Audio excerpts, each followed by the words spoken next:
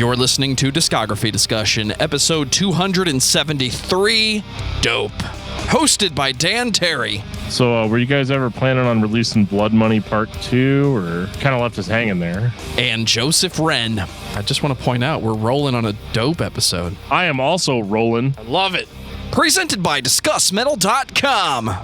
And if you're still waiting for Blood Money Part 2, then you are ready for this episode of Discography Discussion. I am Joe. That is Dan. The day has come. You said it would never happen.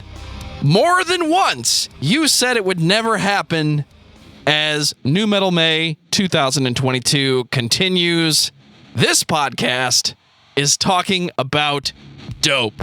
Yes, we are actually going to talk about Dope this week. And you might be all like, Dan, I thought you said that was never going to happen. Well, it's happening because, I also said that, we needed to, we needed to cover every band. I also said that Tim Lambesis was never going to reform As I Lay Dying, but here we are. I mean, let's do this. I mean, I actually was pretty impressed by Dope post Papa Roach episode. I'm still recovering from the flaming I got from that one. So here we are. We're still alive. There may or may not be an army of angry Papa Roach fans outside of our houses, picketing us, throwing things at us. But you know what? We're gonna push on. And what a way to push on.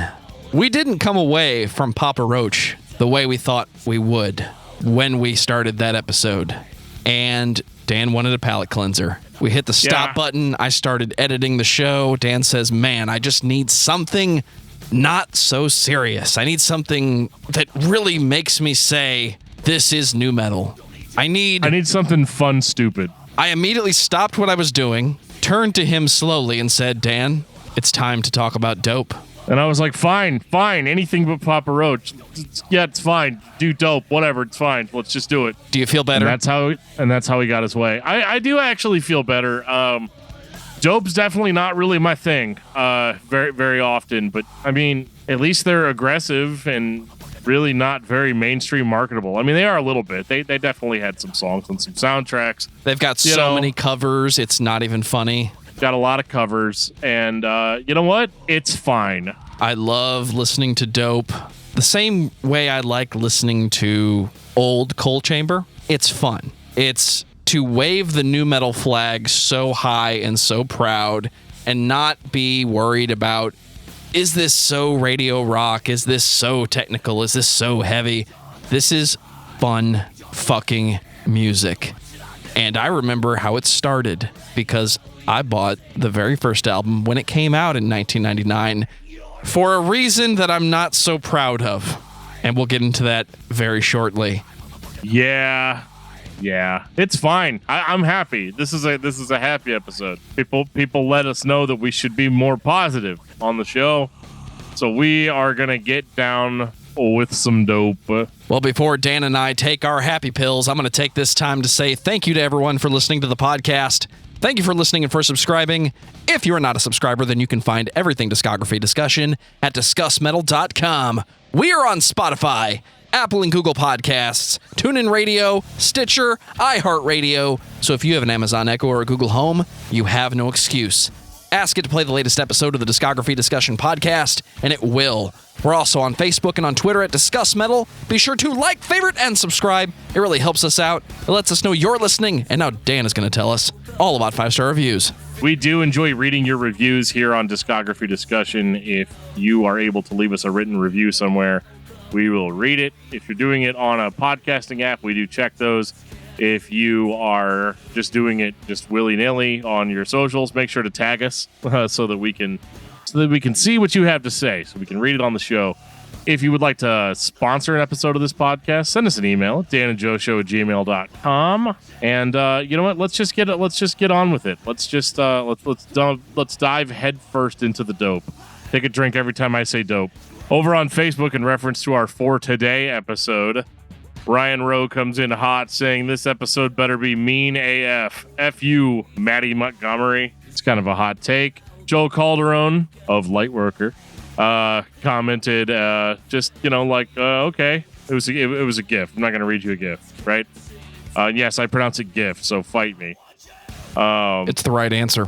Yep, absolutely. I'm just lying. It's Jeff. Yep. Ryan Road goes on to say, I think given the place I was at in my faith journey at the time, seeing Maddie Montgomery and For Today plastered all over HM and other sites I was at, unable to escape what I had already concluded was shaky, shitty, garbage theology or practice of Christianity, along with Maddie Montgomery's self-appointed status as some kind of voice.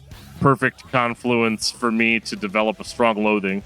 Just hit the bit where Dan talks about album 2 being turn and burn, and I want to say encountering that in my own way along with these young musicians enraged me.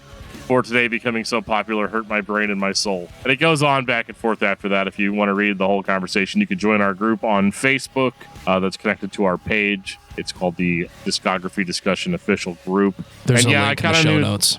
I kind of knew that was going to be a hot, sort of a hot topic with this band, with For Today especially. Anytime you get into that sort of extreme ministry-minded religious sort of connotation, you're gonna maybe upset some people. So, but I mean, honestly, I wasn't too upset with For Today's musical output, other than a few road bumps in the beginning. It got better. Not my favorite band, but a band that is remembered for a reason. And this was one of those times we finally got to cash in on what the listeners have been asking for. So I hope you enjoyed the For Today episode as much as I enjoyed it. And make sure you're telling us all the things that you want to tell us, whether you like what we have to say, what you don't like what we have to say. Leave comments. Dan just told you where. Everywhere. There's links in the show notes. Join the Discord server. Should we just get right into it? Let's get into it, shall we? So, Dan, tell me and the listeners all about Dope. It's heroin, Joe. It's heroin. See, the band named themselves Dope because they used to sell, well, they used to sell heroin. Specifically the two Dope brothers, Simon Dope and Edsel Dope. They sold dope in New York City. They went to jail. That was a thing that happened in the past. They decided that, they were pretty much, I guess, I don't know. I don't know what went on with all that, but they definitely did sell drugs in New York City. That was sort of their claim to fame. I actually don't know if they did jail time or not, but regardless, they did decide to form a sort of hard rock industrial metal band in 1997, which is weird because I swear I thought Dope was around way longer than that, like as a band, but I may have had them confused with all the other 5 billion industrial metal bands that existed in the 90s. I remember when this band started, at least when they were released, because the first album, Felons and Revolutionaries, came out in 1999 at a perfect time for all your favorite nu metal bands. And that's where this band fit right in. When you say Dope, I think of Static X. I think of Cold Chamber. I think of all the bands playing in drop whatever version of the tuning you want to claim, because Korn released several albums with their 7-string guitars, which were also tuned down, and it was about the rhythm. It was about the heavy. It was about the groove. We've talked about nu metal now for years on this podcast. Why does Dope stick out in my mind? Because at a time when I'd never heard somebody do vocals like Cold Chamber, I had so many bands that had that sound, had that feel.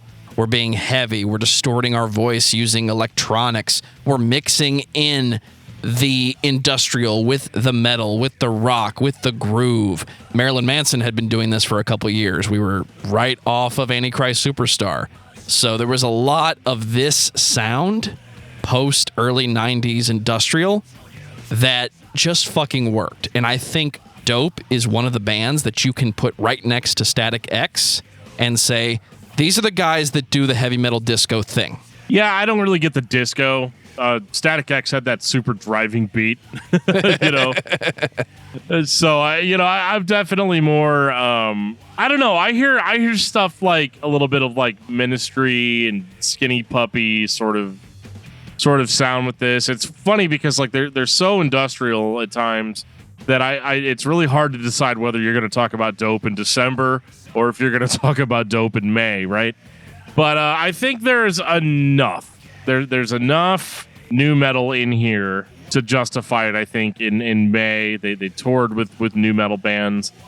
Back in the day, I mean, a lot of these industrial metal bands got sort of lumped in with the nu metal crowd. And I can totally understand why, especially, like, I don't think that Dope sounded very nu metal on their first release, but as time went on and as the rest of the 90s and early 2000s started happening, they definitely started shifting more in that direction. I love any nu metal record that unapologetically distorts the lead vocalist, and whether he's screaming, yelling, speaking, it just has that sound. It has that vibe. It sounds like the late 90s. Edsel does all that stuff. What are you talking about? He does it with and without a voice changer. So it's true.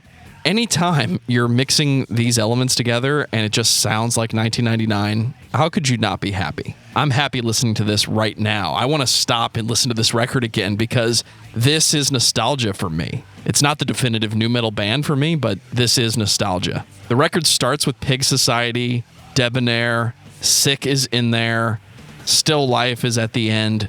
It just pushes play, and the mixtape that is Dope, nu metal, whatever you want to call it, starts and goes for a solid 40 minutes. I love it. Hey, Joe, that song's not called Still Life, buddy. We're not listening to American standards right now. I'm sorry. This is Dope we're talking about right here. What I meant to say was shit life. Yeah, there you go. There you go. Everything sucks. It's fine. Everything does suck. You know what doesn't suck? Dope's cover of Fuck the Police. I mean, I don't want to go as far to say that it doesn't suck. It's awesome. It's awesome in a great cover. In a very dumb, fun kind of way. And that's the way I would describe this record. It's dumb fun, and it's like it's not dark like what was the band we talked about in December that I was like, oh god, they're so dark? Velvet Acid Christ? Yes. Yeah. So it's not dark like that. It's definitely more. There's almost like a wink to everything that they're doing on this record. And I don't know. I don't know if they're just like cheesy dudes that like take themselves more seriously than they're supposed to, or if this was meant to be as fun as it is. Like I can't tell if this was an intentional choice to be kind of like faux evil, but it's something that's going to be kind of a defining characteristic of this band for the rest of their career. And I mean, I love it. I love Pig Society. I love Everything Sucks. You know, Kimberly's Ghost, America the Pitiful. You know, like it's just very. It's on the nose, like shock rock in a way. Like they're trying to offend your parents. Like you're gonna listen to it and be like, oh come on, you cheese balls. But like your parents are gonna be like very upset. You know, and I think that's the sweet spot that Dope lives in. Is like we're gonna use the F word a few times. We're gonna prominently display that parental advisory sticker on the front of the CD. And you're gonna love it because you're gonna be upsetting your parents, but you're gonna get the joke, you know. And I mean, they did put out like 6 albums, kind of in this vein, so like maybe it wasn't a joke, but to me it feels like a joke. And I'm kind of enjoying it. I'm laughing at it, but I do like the overall energy of the songs. I always love that 90s industrial guitar tone that they have. I mean, everybody had it. Gravity Kills had it. You know, yeah. You know, big time, you know, even earlier. Oh my goodness, there was another band that we talked about. You see how much I pay attention to the industrial December bands. But don't tell me, I know this one. This one's gonna come to me. It's gonna come to me later. We're gonna move on, but I'm gonna remember what band it was. Jeff really liked them. I remember that. Let's get to 2001 Life. Question mark? There's no question that this is the follow-up to Felons and Revolutionaries by Dope. It sounds like 2001. If the last album sounded like 1999, this one sounds like 2001.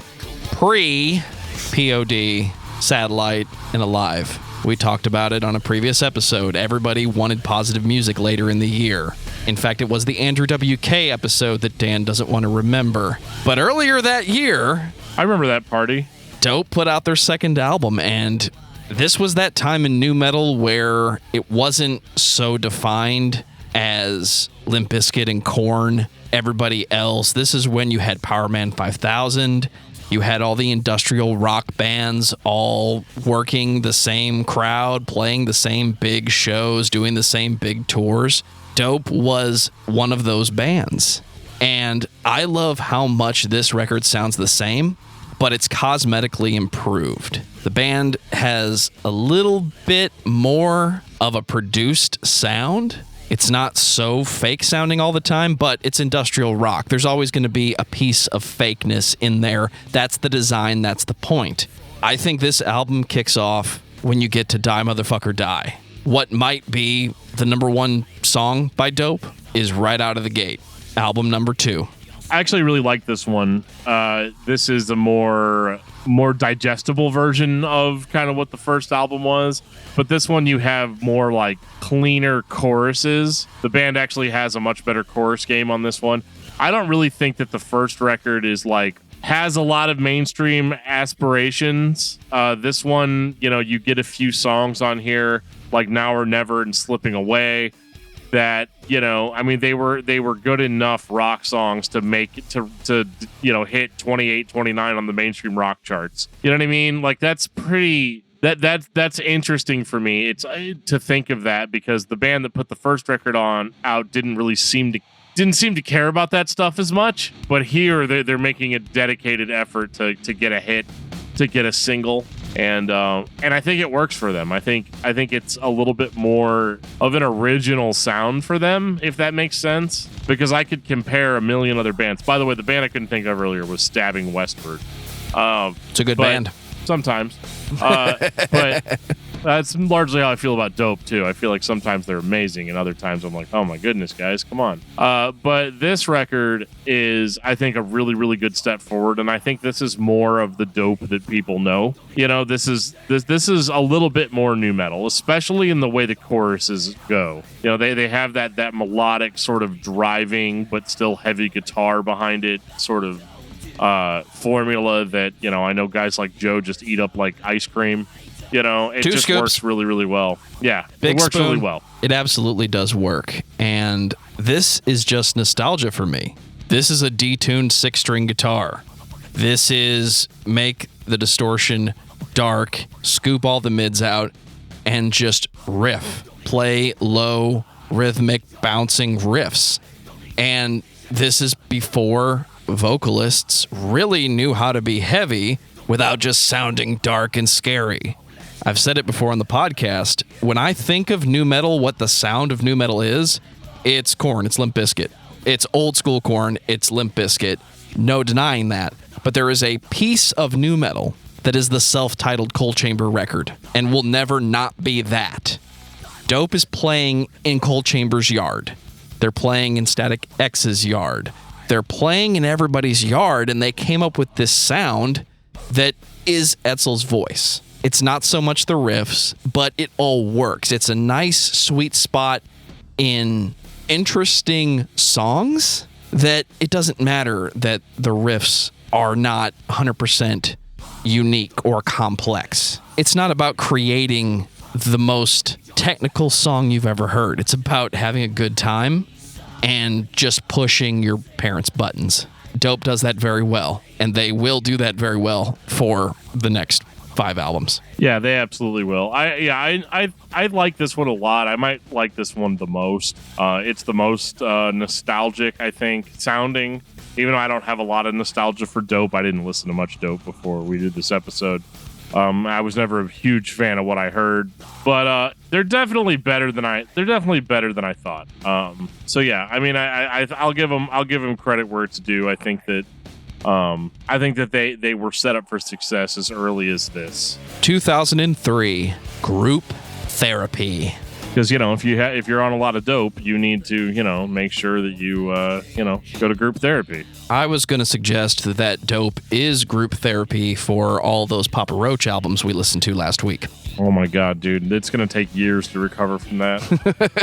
I mean, ignoring the fact that we recorded it, released it, and put it out on the internet, so people are literally going to be reminding me about it for years after this. Do you remember all the things we said about Static X when their sound kind of changed, but Wayne Static still had the same vibe, the same focus? The records just morphed a little bit. Dope doesn't really do that at this point in the discography. It is cosmetically different, but it has the same vibe. Pun definitely intended here, but they definitely fell into a groove, and they stuck with it throughout group therapy. This is honed in even more than what they had done on Life, and I mean, they are starting to sound a little bit like Static X, here, especially like the song "I Am" sounds a little bit like later day Static X, but it is interesting hearing them sort of. I never want to accuse Dope of taking things seriously, but like, I don't think you can. They're a fun band. This seems, though, a little bit more like time is spent trying to craft good, catchy songs, but still kind of throw that wink in there to be offensive lyrically, but digestible musically. I think that's their sweet spot, and I think that they really nail it on this record. Anytime you get this kind of sarcastic vocal sound mixed with everything Etzel does, you have groovy songs. The drums sound very real.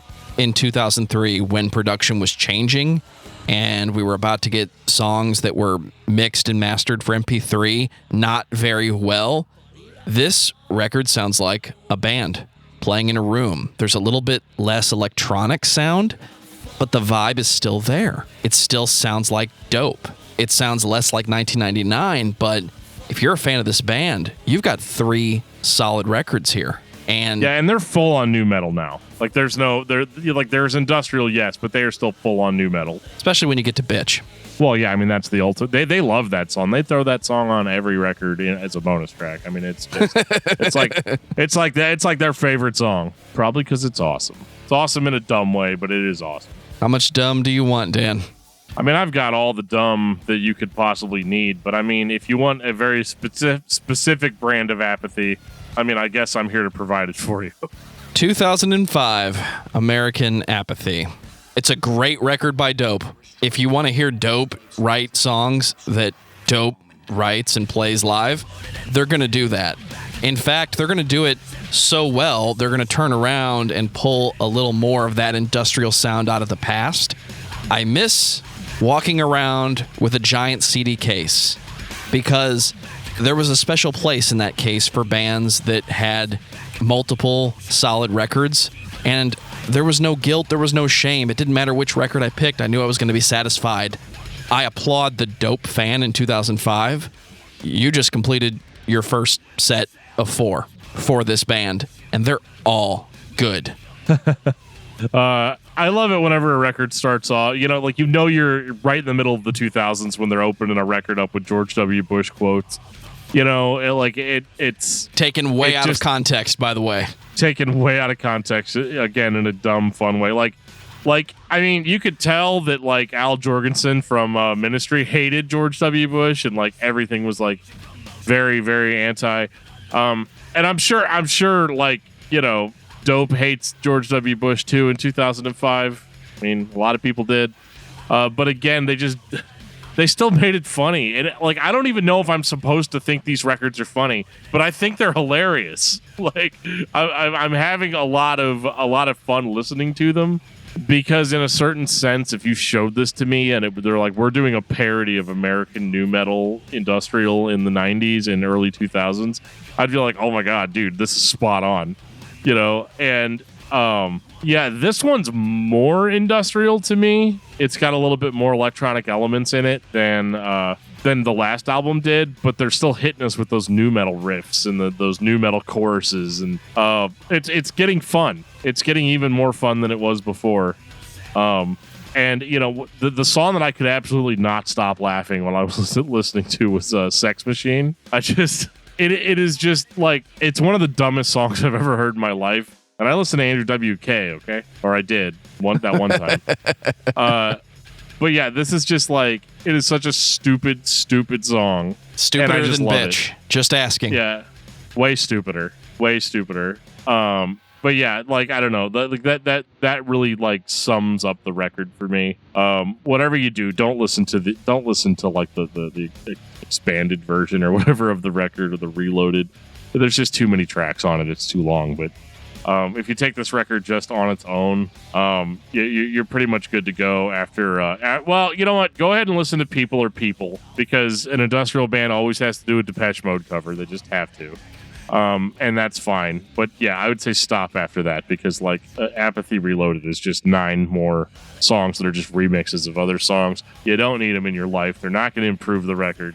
It is what it is. There's something positive about a band that's not afraid to play songs that they like and put them on their album. You used to say, why does there have to be a cover song? Or why does this band have to do an album of cover songs? And while you can make an argument against the second piece of that question, I think some of the best bands, some of the most entertaining bands of all time, just play songs they like and record them and put them on albums. So if Dope is consistently doing that, that tells me that they are having fun. This isn't a chore for them to put these albums together. They're writing their dope songs, they're having fun, they're pissing off your parents, and, well, we're here, guys. Let's just play that song we like. It'll be good. People will like it, and I do like it. I don't want to say I like it, but I do. I did very much enjoy listening to it this week. You're welcome. Yeah, I mean, I definitely underestimated this band, and that I thought that I was going to have a bad time, but they're really sticking to what they do best. And I know I'm just repeating myself over and over again, but I don't know, man. It's just a stupid, sugary mix of new metal, industrial, offensive lyrics, shock rock, and it's not slowing. I mean, it did slow down. They didn't release another album for like 4 years, but still, like, it's definitely not slowing down. 2009, No Regrets. Absolutely no regrets. I regret nothing. I mean, whenever you just have a song called Sick or 666 Sick, that's just this is the kind of thing I'm expecting from Dope. This is the prowess that I've come to expect from this band that is objectively stupid but a whole lot of fun. They didn't miss a beat after 4 years.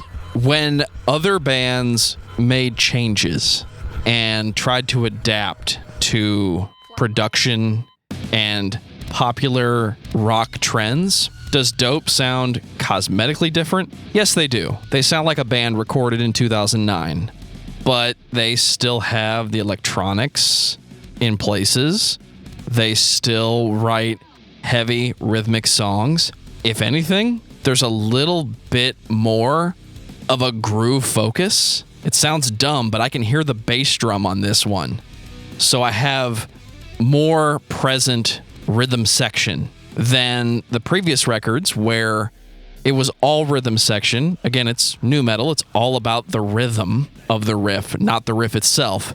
They let their fucking hair down on this one. This has a little bit more heavy metal in it than the previous records did. Joe, just because they feature Zakk Wylde on a song doesn't immediately make them more heavy metal. Okay, maybe it does, but still, like, I mean, it was a good song. Addiction's actually really, really good. But okay, let me rephrase that. Addiction is not good. You should not be addicted to dope. But I am saying that the song "Addiction" by the band Dope is a good song. Just getting those puns in there while you can. You take a drink every time I say dope. Of water. Going to keep this PG around here. Yeah, I mean, the riffs hit harder, the drums hit harder. They're definitely more of a metal band on this than an industrial band, if that makes sense. There's a little bit of like guitar wankery going on, and not just on the Zakk Wylde song. But I like it. Like, my favorite track's probably the song "We Are," which is one of their more like aggressive songs. Edsel seems like he's screaming a little bit harder. They're definitely leaning into the heaviness on this one and less on the industrial, which I think is actually a pretty good look for them. I love any time that band you like keeps having fun. I'm convinced that this band doesn't have a producer or a record label breathing down their neck, telling them what they need to do to sell more records. I feel like this band gets to play live, play the songs they like, play the songs they write, go into the studio, record and release it, and go back on tour. I hope they're having as much fun as I am listening to these records, because they haven't dropped the ball yet. And at a time when nu metal was a dirty word for most people, I was still spinning this. What I really appreciate is that they are actually like taking their time between records. You know, at this point, I mean, maybe that's not like intentional on their part. Maybe they wanted to make more records. You know what I mean? But like, a lot of bands like this just sat there and just shat out album after album throughout the 2000s. Dope, they're gonna wait 4 years to release an album, and then they're gonna wait 7 years after that to release an album. But every single time they do it, it's gonna be the quality that you expect, and it's gonna be a band that, even though it's had a lot of lineup changes, hasn't really changed that much. And it's kind of like it's what the unpleasable metal fan likes. You know what I mean? Ladies and gentlemen, unpleasable metal fan. Well, no, but I mean, I think he's pleased with something like Dope because it's what you're expecting. It's the same thing that you like, just done a little bit differently each time. That's the sweet spot. I think the sweet spot in the 2000s is a little bit further back, but a 10-year history with 5 records that are entertaining, fun, and don't fuck up, ever. It's hard to say anything bad about this band. And it's going to be a few years. There's going to be a lot of stuff that happens. And in 2016, you're going to get, here to date, the final album by Dope, Blood Money, Part 1. Good old Blood Money Part 1. Now, I get triggered every single time I see a Part 1 on something. I'm like, oh God, what is this going to be? Right? But honestly, they just did the same thing again that they did last time, 7 years ago. And normally that's a bad thing. And I have to admit the band's not going to win any awards for innovation, but that's fine. Not everybody has to reinvent the wheel. For the reference, go see Napalm Death or KMFDM. You don't have to always be different. I think a band like Dope, and I could be off base with this because they have released charted albums, but they're hardly the most popular band that plays this style, right? I mean, I feel in a certain sense a little maybe overshadowed by Static X, or, I don't know. I can't think of another example. I don't listen to this kind of music that much. But regardless, like, they are aware that they have a very specific they are aware that they have a very specific fan base, and they do what they can to probably not only make themselves happy, but to also make sure that fan base is getting the thing that they need to continue to be part of the fan base. You couldn't have said it better. Everything on this album says early 2000s nu metal. They're still using the same guitars, the same sounds, the same riffs, the same industrial triggers.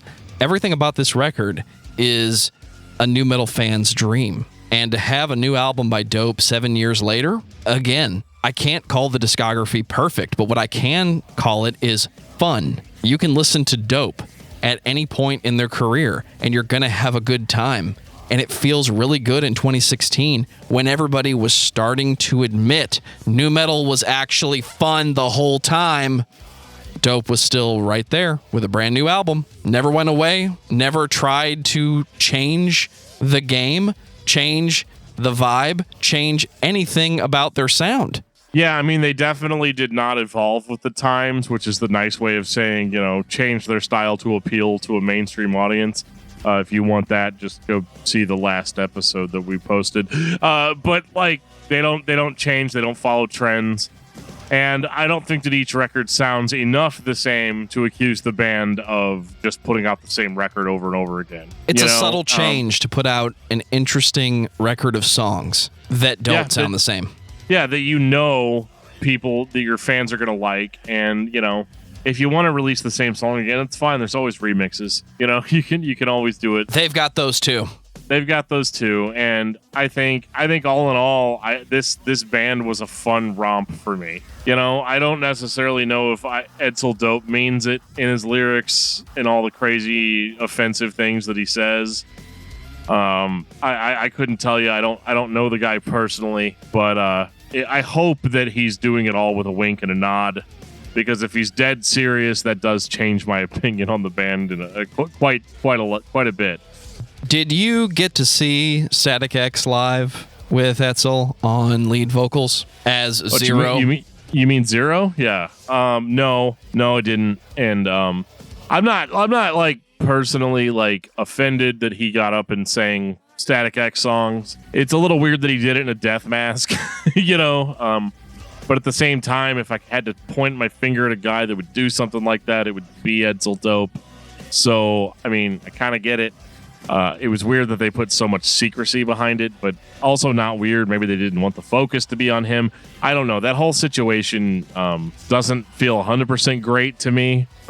So I personally chose to not partake in it, but the record that they released was all right. So there you go. I didn't get to see it live, but YouTube is a wonderful thing where you can see things that you weren't able to see in person sometimes. And I think he did a really good job. I think it's a touchy subject for some people, but the band is active. He is still active. And he's picking up pieces of the nu metal genre, the industrial metal genre, and holding that torch up, not just his piece of it. So I think it's fun. I don't feel strongly about that situation to speak negatively of it. I just think it's a good thing that Etzel Dope, who got shit on for a long time for reasons I don't understand by a lot of people, has so much good to hold up and say, this is what I did. What did you do? And this discography is one of the most fun discographies we've done in a Nu Metal May. And I think it's the perfect band to celebrate this month. And I want everyone to listen to Dope if you've made fun of it and not given these 6 records a shot. It's going to be a good listen. You're going to have a good time. Listen to Dope. That's my final thought. Dan, final thoughts on Dope. I mean, I've said it tons of times already on this episode. I think Dope is a lot of dumb fun wrapped into a pretty digestible package of 6 albums that I very much enjoyed listening to in comparison to the other band that I had to listen to that week. So it may have tainted my opinion on Dope in a positive way. But I enjoyed it. I didn't think that it was bad objectively. The only criticism that I would have is just that this isn't normally the type of thing that I would enjoy listening to. But that's hardly a reason to say that the band is bad. But I do think that they're dumb, but they're lovably dumb. And what's your album of the week? My album of the week is It Hates You by He Is Legend. For me, it's Nu Metal May. We're talking about Dope. My album of the week cannot be anything but Felons and Revolutionaries. This is one of those times where I got to listen to this band at the very beginning when it came out, and this is a record of nostalgia for me. I want everybody to listen to it and enjoy it because I enjoyed it all week. Do what the man says. Take us out, DFT. Thank you guys so much for listening to this episode of Discography Discussion. We are here every single week as long as you subscribe. If you've subscribed, thank you so much. If you've left us a review, thank you. If you want to reach out to us and give us some advice on how you felt about the episode or advice on what bands to talk about, send us an email at danandjoeshow@gmail.com, or you can find us on Facebook at facebook.com/discography discussion. You can find us on Twitter at discussmetal and on Instagram at discussmetal. If you would like to join our Patreon, we post individual album reviews of some of our favorite albums as well as new releases.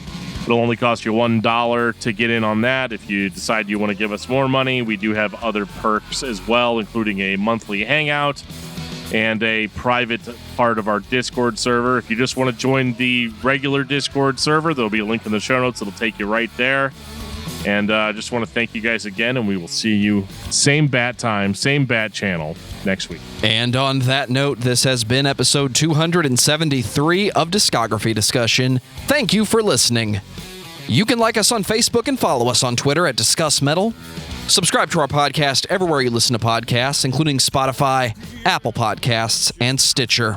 Visit discussmetal.com for all things discography discussion, and please send questions and comments to danandjoeshow@gmail.com. If you are not a patron, you can become one at patreon.com/discussmetal. We have some sweet perks. Joe, there's a duck trying to swim in our money again. $1 a month gets you into that exclusive album review feed. So much awesome recorded on this show. Dude, you ever stop and think, we just have a sweet podcast? I do. You know, the only thing I'm thinking about right now is the reality that I'm going to have to listen to 14 Head PE albums. Like, what's that going to do to me? You're gonna be doing the episode. I'm just going to be laughing. There's going to be carnival music in the background the entire time. Like, oh my God, you guys thought Papa Roach was bad. Oh my God. I just remember there was a reason we didn't talk about Head PE last year, and I don't remember what it was. Probably 14 albums and the fact that it's Head PE. Those two things probably had a lot to do with it. All right.